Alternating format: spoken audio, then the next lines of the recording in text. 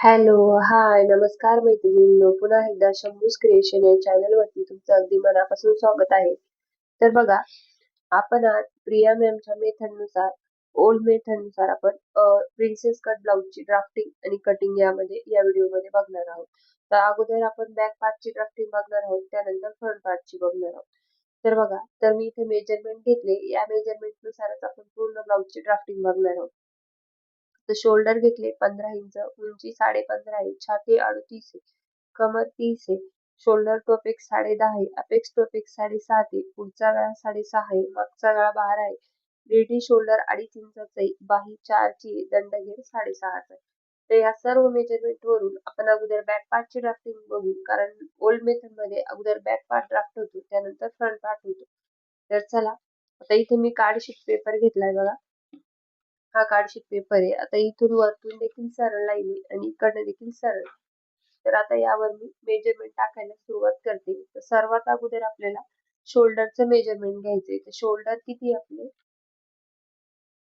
15 inch. तर त्याचं आपल्याला निम्म करायचंय. तर 15चं निम्म किती झालं 7.5 इंच. तर इथून बघा टेप असा ठेवायचा आणि 7.5 इंचावर इथं मार्किंग करायची. त्यानंतर तिथून बघा टेप पुन्हा तसाच ठेवायचा आणि 1 इंच डाऊन इथं मार्किंग करायची. त्यानंतर बघा इथून आपल्याला ओल्ड मेथड मध्ये गळारुंदीची मार्किंग करायची असती 2.5 इंच सर्व साईज साठी. तुमची साईज कोणती पण असू द्या. तर इथं 2.5 इंच गळारुंदी घेतली.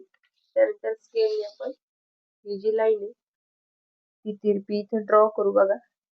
त्यानंतर बघा आता इथं आपल्याला आर्म होलच्या मार्किंग साठी आपल्याला चार्ट बघावा लागेल. आता बॅक आणि फ्रंट आपले दोन्ही पण डीप आहे, तर आपल्याला इथं डीप नेकचा आर्म होलचा चार्ट बघावा लागेल. इथे मी तुम्हाला चार्ट दाखवते बघा.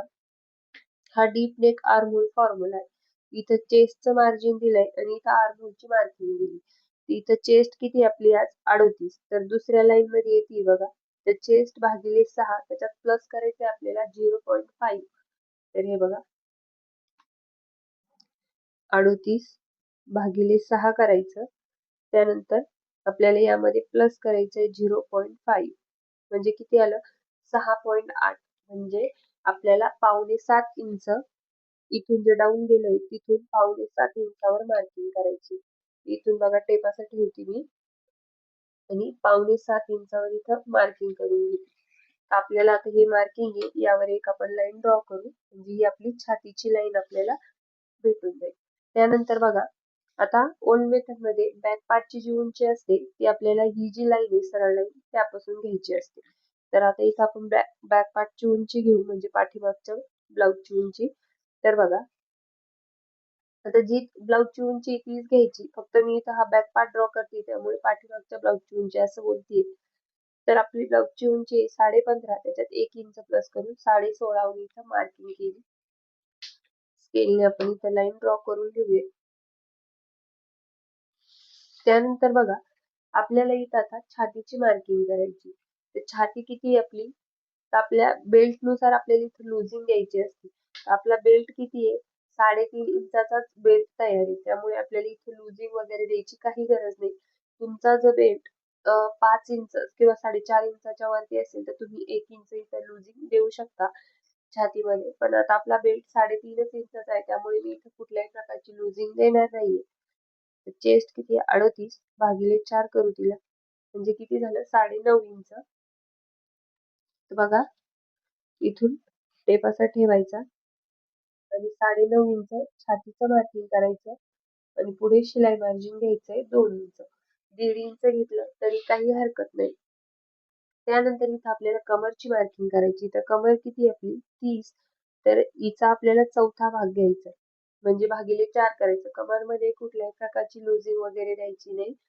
जी कमर आहे तीच डायरेक्ट तिला डिवाइड 4 करायचं. ते किती आलं आपलं 7.5 इंच. इथं बघा 7.5 इंचावर एक मार्किंग करते आणि डीप नेक आहे त्यामुळे बॅक साईडला आपण टक्स घेणार आहे. तर मग टक्सचं मार्किंग घेते 1 इंच आणि शिलाई मार्जिन घेते 2 इंच.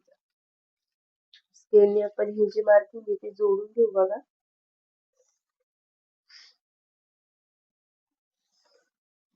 त्यानंतर बघा इथं आपल्याला शोल्डर मायनस करायचंय. तर ते कसं करायचं, आपल्याला शोल्डर मायनस साठी आपल्याला 3 मेजरमेंट लागतात. कोणते? बॅक पार्टचे. तर इथं आपण अगोदर बॅक पार्ट जो आहे तो ड्रॉ करून दाखवते मी तुम्हाला. तर हा आपला बॅक पार्ट आहे. तर मागचा गळा म्हणजे मागच्या गळ्याची उंची किती? तर किती ती 12 इंच. रेडी शोल्डर किती आहे? 2.5 इंच. नेक शेप म्हणजे गळ्याचा आकार कोणता आहे? तर राऊंड नेक. तर यानुसार आपल्याला शोल्डर मायनस चार्ट बघून मायनस करायचंय. तर इथं बघा, आता आपण चार्ट बघू त्यानुसारच शोल्डर मायनस करणार आहोत. तर बघा, हा रेडी शोल्डर चार्ट आहे. हा 2 पासून 2.25 पर्यंत तुम्ही वापरू शकता. तर इथं नेक डीप दिले, नेकचे पॅटर्न दिले. तर आपल्याला इथं नेक डीप मध्ये चेक करायचं 12 इंच कुठे येते. तर इथं बघा, लास्ट वाल्या लाईन मध्ये 11 इंच म्हणजे प्लस 11 इंचाच्या कितीही प्लस असलं तर तुम्हाला हेच मेजरमेंट तिथं घ्यायचे. आपल्याला मायनस किती होतं? 3.5 इंच. फुल शोल्डर किती आपलं? 15 इंच. त्यातून मायनस करायचं आपल्याला 3.5 इंच. तर किती झालं? 11.5. 11.5 येते. याला भागिले आपण 2 करू. किती आलं? 5.25 इंच. इथून बघा, 5.25 इंच मी मार्किंग करते. त्यानंतर इथून देखील सेम 5.25 इंचावर मार्किंग करायची. आणि आपण स्केलनी ही जी लाईन आहे ड्रॉ करून घेऊ. त्यानंतर बघा, आपल्याला या लाईनचा आपल्याला सेंटर काढायचा असतो. तर इथून बघा टेप असा ठेवायचा. इथून सेंटरवर मार्किंग करायची. त्यानंतर इथून आपल्याला मार्किंग करायची असते आर्म होलची क्रॉस मार्किंग. तर आपली चेस्ट जर 40च्या आत असेल तर आपल्याला इथून बॅक पार्टला 1 इंचावर आणि फ्रंट पार्टला 1.5 इंचावर. तर इथं आपण बॅक पार्ट ड्रॉ करतोय, तर इथं आपण 1 इंच मार्किंग करू आर्म होलच्या क्रॉस मार्किंग साठी. आता फ्रेंच कवनी तुम्ही जो आर्म होलचा शेप आहे तो ड्रॉ करते बघा. आर्मोलचा शेप ड्रॉ केला. त्यानंतर बघा, आपल्याला आता ओल्ड मेथड मध्ये इथे जेवढं मायनस होत आहे सेम इकडे देखील तेवढंच मायनस करायचं असतं. हे फक्त ओल्ड मेथड मध्ये आपण मायनस करत असतो. इथे चेक करून घ्यायचं. इथं 1.5 इंच मायनस होतंय म्हणजे आपल्याला 1 इंचला 2 लाईन कमी. तर इथं आपण ही लाईन अशी ड्रॉ करून घेऊ. ड्रॉ केली. त्यानंतर बघा, ही जी स्केल आहे या छातीच्या लाईनच्या अर्धा इंच वरती ठेवायची. आता तुमचा गळा जर स्केल लाईनच्या खाली जात असेल तर तुम्हाला वरतून अर्धा इंच मायनस करायचंय. मायनस करणं कंपल्सरी आहे. तुम्ही जर मायनस केलं नाही तर तुमचा गळा जो आहे तो वरतून लूज पडेल, शोल्डर देखील लूज पडतील. त्यासाठी मायनस करणं कंपल्सरी. पण मायनस कधी करायचं? या स्केल लाईनच्या खाली जात असेल तर. आता डीप नेक आहे त्यामुळे बॅक साईडचा गळा आपला 12 इंच आहे, त्यामुळे छातीच्या लाईनच्या देखील खाली जाणार आहे. त्यामुळे वरतून आपण अर्धा इंच मायनस करणार आहोत. बघा, इथून मी अर्धा इंच मायनस करते. लाईन ड्रॉ करू आपण. त्यानंतर बघा, इथं आपल्याला रेडी शोल्डरची मार्किंग करायची. तर रेडी शोल्डर किती आहे? 2.5 इंच आहे. त्याच्यात 1 इंच प्लस करणार आहे मी शिलाई मार्जिन. का? तर अर्धा इंच स्लीवच्या इकडनं जॉईंट साठी जातं, अर्धा इंच गळ्याच्या बाजूने जातं. इथे मी 3.5 इंच मार्किंग करते. मार्किंग केली.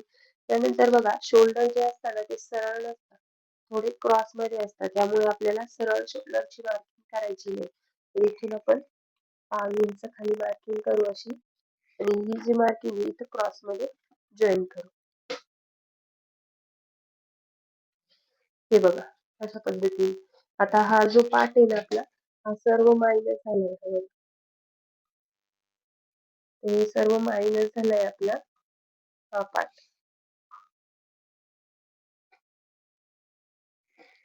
तर बघा, अशा पद्धतीने आपण बॅक पार्टची इथं ड्राफ्टिंग केली. पण बॅक पार्ट आपल्याला लगेच कट करता येणार नाही, कारण त्यानंतर आपण फ्रंट पार्ट ड्राफ्टिंग करतो, तो कटिंग करतो. त्यानंतर साईडचे पार्ट इथे ठेवून चेक करतो. त्यानंतर बॅक साईडचा जो गळा आहे तो मार्किंग करतो. त्यानंतरच आपण बॅक पार्ट कट करत असतो. तर आपण या व्हिडिओमध्ये फक्त बॅक पार्ट ड्राफ्टिंग केला. तर व्हिडिओ आवडला असेल व्हिडिओ लाईक करा, शेअर करा. तुमच्या काही कमेंट असतील तर कमेंट देखील करा. आणि चॅनलवर नवीन असेल तर चॅनलला सबस्क्राईब करा. भेटूया पुढच्या व्हिडिओमध्ये. तोपर्यंत बाय.